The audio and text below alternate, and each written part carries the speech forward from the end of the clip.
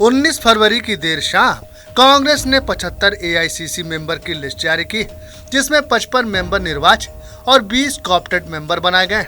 इसके अलावा लिस्ट में सीएम अशोक गहलोत के गुट का दबदबा साफ तौर पर देखा जा सकता है। लिस्ट में सबसे गौर करने वाली बात है कि 25 सितंबर को विधायकों के सामूहिक इस्तीफों वाली घटना को लेकर मुख्य सूत्रधार कहे जाने वाले तीनों नेताओं को एआईसीसी मेंबर नहीं बनाया गया है। राजस्थान के मेवाड़ से आने वाले कद्दावर बीजेपी नेता गुलाब चंद कटारिया को बीजेपी ने असम का राज्यपाल नियुक्त किया है, जिसके बाद विधानसभा में नेता प्रतिपक्ष का पद खाली हो गया। गुलाब चंद कटारिया की नियुक्ति के बाद अब तक विधानसभा में नेता प्रतिपक्ष के पद के लिए किसी नेता का नाम तय नहीं किया गया, लेकिन अब कई तरह की चर्चाएं चल रही है। मालूम हो कि वर्तमान में राजस्थान विधानसभा में बजट सत्र चल रहा है, जहां सदन की कार्यवाही में नेता प्रतिपक्ष की अहम भूमिका होती है। माना जा रहा है कि नेता प्रतिपक्ष का नाम तय नहीं होने के पीछे बीजेपी के भीतर खाने मची गुटबाजी का एक बड़ा कारण हो सकता है। 20 फरवरी को पूर्व उप मुख्यमंत्री सचिन पायलट ने श्री गंगानगर के अंबेडकर सर्जिकल पहुंचकर डॉक्टर भीमराव अंबेडकर जी की प्रतिमा का अनावरण किया। इस मौके पर एआईसीसी सचिव कुलदीप इंदौरा, विधायक राजकुमार गौड़, विधायक गुरमीत सिंह कुन्ना, नगर परिषद श्री गंगानगर के पूर्व सभापति अशोक चांडा, श्री गंगानगर के निवर्तमान जिला अध्यक्ष संतोष सराहन के अलावा हजारों की संख्या में किसान, महिलाएं और युवा मौजूद थे। 19 फरवरी को ऑल इंडिया कांग्रेस कमेटी ने राजस्थान की मेंबर लिस्ट जारी की। इस लिस्ट में 55 निर्वाचित और 20 सदस्यों को मनोनीत किया गया है।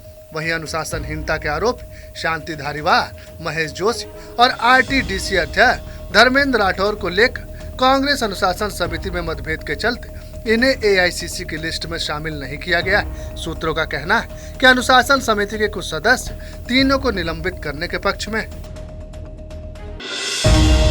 19 फरवरी को हुई कम्युनिटी हेल्थ ऑफिसर भर्ती के पेपर लीक मामले में अभ्यर्थियों द्वारा सीएचओ फेडरेशन के संरक्षक और all India medical student association के अध्यक्ष भरत बेनीवाल के नेतृत्व में चयन बोर्ड पर प्रदर्शन किया गया और चेयरमैन हरिप्रसाद शर्मा जी को सभी अभ्यर्थियों के साथ दस्तावेज सौंपा।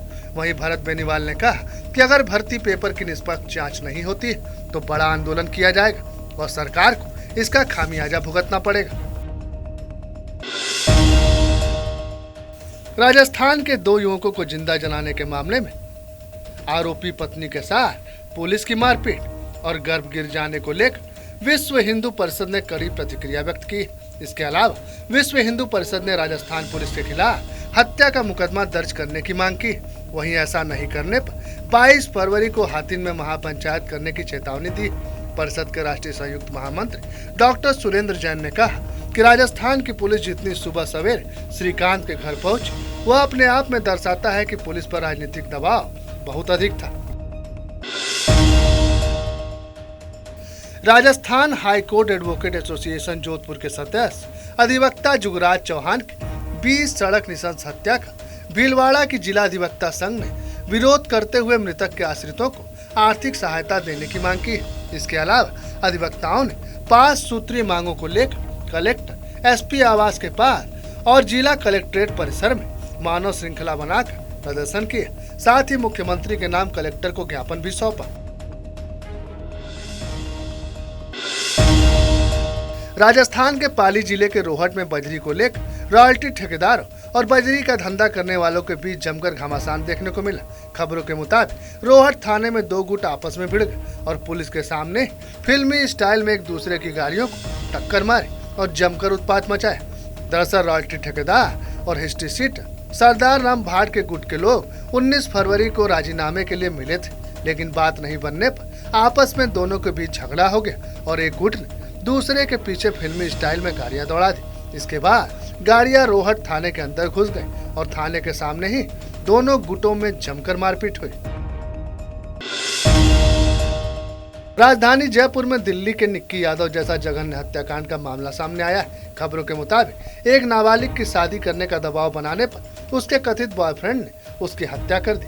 स्थानीय लोगों के मुताबिक नाबालिग लड़की के बॉयफ्रेंड की सगाई हो रही थी और इस बात पर हर दिन उसकी लड़ाई होती थी, जिसके बाद तंग आकर बॉयफ्रेंड ने उसका गला घोंटकर मौत के घाट उतार दिया। वारदात का खुलासा करते हुए पुलिस का कहना है कि मृतका के बॉयफ्रेंड की सगाई होने से वह परेशान थी और अपने प्रेमी को धोखा नहीं देने की गुहार लगा रही थी।